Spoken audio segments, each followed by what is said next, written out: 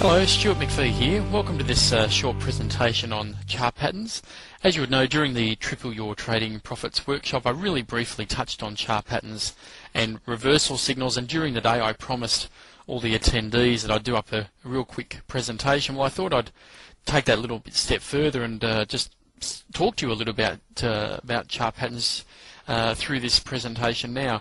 So I'm just going to take about 10 minutes of your time, and we'll just go through some basic chart patterns and what I think of them. And what we'll start with today is support and resistance. Support and resistance is an amazing thing in charts, and you'll see it all the time, and if you've never really learnt much about support and resistance, you've probably seen it lots of times and never really thought about it in great detail. But what we're looking at in support and resistance is price levels where the price seems to almost just bounce off. So if the price is moving down and bounces off a level, we call that an area of support. And if the price moves up and hits what almost appears to be a ceiling and then bounces back down again, we call that resistance. Now, there's nothing really concrete, there's nothing tangible in the market where we say, oh yeah, there's going to be support there or resistance there, but it's amazing how often these levels occur. And what really these levels are created by is you and me, is market participants. It's really just people with their buying and selling orders in. And what we'll often find is these levels occur at nice round numbers, because if you think about it from our perspective, when we want to put an order in to buy or sell, it's easier to think in terms of round numbers. I wouldn't think about buying at 403 or 404.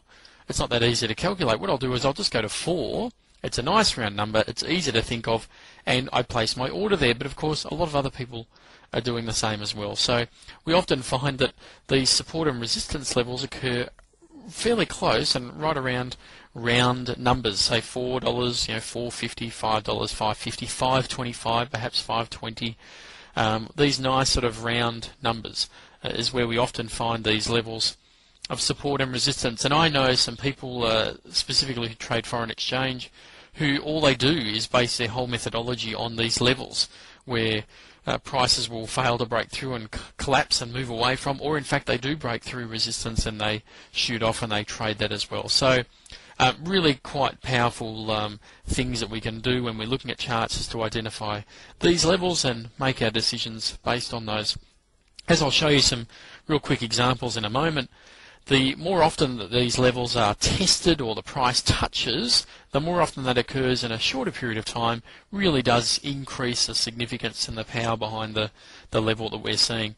And what I'll also show you is often if that price level is broken and the price moves through that level very often becomes a support level, and we can use that to our advantage if we know that there's a great probability that that level will become support. Right, let's go to the first example, and this example here is just absolute textbook, because you'll find all the levels that I've drawn there, the horizontal lines, is where the price has met resistance. And what I'll do is I'll just, I'm in PowerPoint here, so I'll just get my pen so I can draw some things for you. And you'll notice here in the first part of the chart here where the price has hit this level here and done it on several occasions, and on every occasion has just simply failed to break through.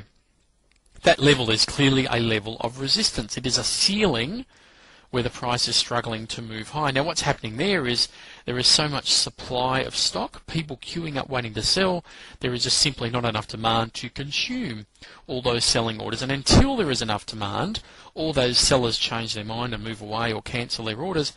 Until all that supply is consumed by demand, the price simply won't move any further. Now in this particular case, the price has broken through that resistance, and notice how quickly it has moved once it's broken through that resistance, and that's something we often find. And if we just scoot through a few more times in the chart, you'll notice once this level is broken, it really quickly moves. Again, once the level is broken, it very quickly moves. It's almost as if the chains that were holding it back have been taken off, and the stock is just free to move. Notice this level here. Several times here it's just drifted away a little bit, tried to test that level again failed to get through, moved away and again tested that level, finally broken through. It's done so very quickly. Guess what happens? Often when resistance is broken, that level continues on to become a support level, and it's done that quite well in this particular stock. Once this resistance level is broken, guess what? Often that level becomes a support level. And we can see that in this particular case right now. And again, once it's broken, it often becomes a support. A very textbook example of support and resistance. And what we may do is, if we see a price belting its head up against resistance, why trade it now? Why don't we just wait that little bit until that break is confirmed? Then we know there's a far greater chance, high probability that the trade will continue on.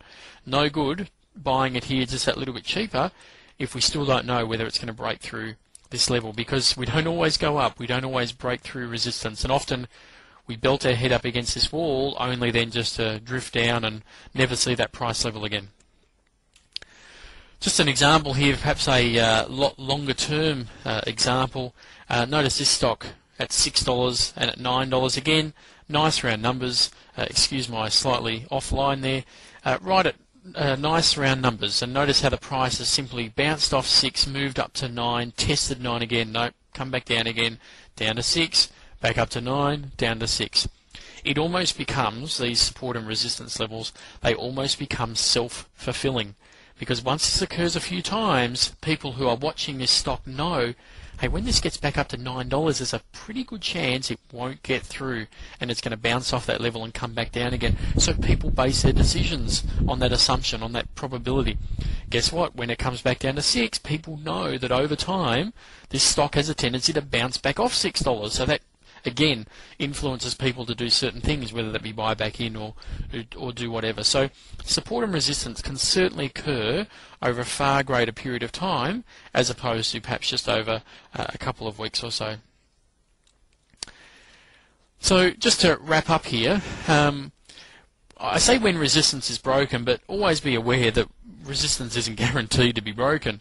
As I mentioned just earlier, we could easily bounce our head here and just drift away, and after a period of time of us belting our head literally up against this wall, we get pretty sick and tired of banging our head up against the wall and not getting anywhere. So after a period of time, sometimes the prices may drift away and the buyers in there just completely lose interest, so we don't break through the resistance. But if we do, so when we do, chances are the price will move quite quickly. In this example, it didn't come back and test the support, but pretty good chance it would have probably bounced off that area anyway and continued moving higher. What I might just do is remove my pen here and just start again. Why I say use for technical exits. Let's say we buy on this break here. We know that if the price was to come back down to here, there's a reasonable chance, and again remember it's all probability, there's a reasonable chance it would find support at this particular level right here. So an ideal place to put our technical exit, an exit in this long trade that we've just taken, is below that previous resistance level, now likely to become a support level. Because if the price trades back down here, the reason why we entered the trade in the first place, i.e. the break, doesn't exist anymore. So why would you still want to be in the trade? But you're also protecting yourself by that level there that is likely to be support. You're protecting yourself by being literally behind it, or certainly underneath that price level. And as I mentioned, the more times that testing of that level occurs, the greater or the more significant that level becomes.